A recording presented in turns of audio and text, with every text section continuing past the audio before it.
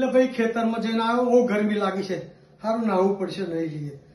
હવે નાહવા માટે તો સારું પહેલા લોટા લેતા હતા, હવે તો શી ખબર બાથરૂમમાં જઈએ તો ખબર પડે સરોવરથી. એટલે પહેલા લોટા લઈ અને રૂમાલ લઈ અને નાવણીએ જવું પડે નાહવા માટે. એટલે હા તો બાથરૂમ થઈ ગયું. હા આ ફુવારો છે અને આ લોટાની જરૂર નહીં. જો આ ડબલું મેં તૈયાર જ છે નાવાનું, હાબુ તૈયાર છે. એટલે સારું પહેલાં બધું નાવણીએ બાર ખુલ્લા બેઠા હોય અને નાશ કરવી પડે. હવે તો બધું તૈયાર, પાણી ફુવારો આ બધું હાબુ, આ પાછું ભરવાનું. એટલે સારું આ શું હશે? આવું એ શું હશે? આ લટકણીઓ ફૂમતો મેં તમે લટકાવી રાખ્યો.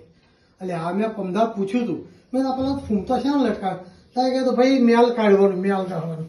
આ પગે મેલ હોય ને એ મેલ કાઢવાનું. એટલે અમે તો ભાઈ ઠીકરો કહી અને પગે મેલ કાઢતા હતા. હવે પાછું આવું થઈ ગયું. અરે પાછું સારું, પાછું મારે તો બૈરામાં જ નહીં પકતું, તો એનું કઈ હશે? તો એ કહેતા હતા છે ખરું, ચોઈ ગયું વાળું.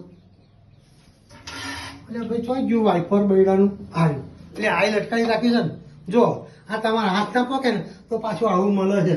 શહેરમાં જાઓ સિટી તો લેતા આવજો. આ બૈડા હાથ ના પકે, ઓન કરી અને મેલ કાઢવું પડે આવું ઘસી. એટલે આ સગવડ સારી થઈ જાય.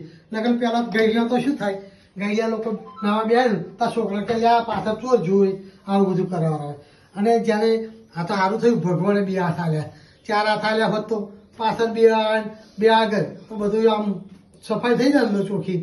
ભગવાન જ્યારે કૃષ્ણ ભગવાન ગાય દો પેલે કૃષ્ણ ભગવાનની માતા ગાય દોવા બેઠા ને ત્યારે દૂણી માગી. કૃષ્ણ ભગવાન છે ને અને દૂણી લાવો છો કે ભાઈ પેલી બોઘેડી લાવો એ ધોવા માટે, બીજી ભરવા દૂધ ભરવું ઉમેરવા બહેણી લાવો. તે ભગવાને છેકથી હાથ લાંબો કર્યો ને તે એમની માતાજી ગાય દો તો સુધી હાથ લાંબો, તારે માતાજીને ખબર પડી ગયા તો ભગવાન છે. એટલે ભાઈ આવું બધું છે. ભગવાન જો વધારે હાથ આલે વાત ને તો પાછા આવડે ઉપયોગ કરીએ. એટલે 2 હાથ છે બરાબર છે. 2 હાથે જે બને એમ કરો, ખેતર મહેનત કરો, ઘરમાં કરો અને મેલ કાઢવો હોય તો કાઢો. આવજો.